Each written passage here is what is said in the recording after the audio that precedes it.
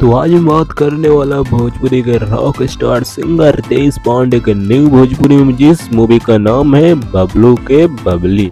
जी हाँ, आपने बिल्कुल सही सुना। इस फिल्म जो पूरी तरह से कंफर्म ट्रेलर रिलीज डेट निकल कर आ चुका है, लेकिन बबलू की बबली इस भोजपुरी से कंफर्म ट्रेलर रिलीज डेट जानने से पहले मैंने एक वीडियो बनाया है जिसमें बताया हूँ संघर्ष टू भोजपुरी मूवी इस भोजपुरी से 100% confirm cinema hall release date. तो वीडियो का लिंक जो है नीचे डिस्क्रिप्शन में मिल जाएगा, नहीं तो इन डिस्क्रिप्शन में मिल जाएगा, तो उस वीडियो को भी देख लीजिएगा इस वीडियो में।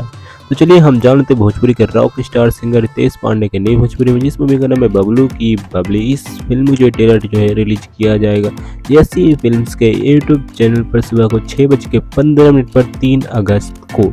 जी हाँ, इस फिल्म जो 3 अगस्त को सुबह को 6:15 पर ऐसी फिल्म्स के यूट्यूब चैनल पर रिलीज कर दिया जाएगा।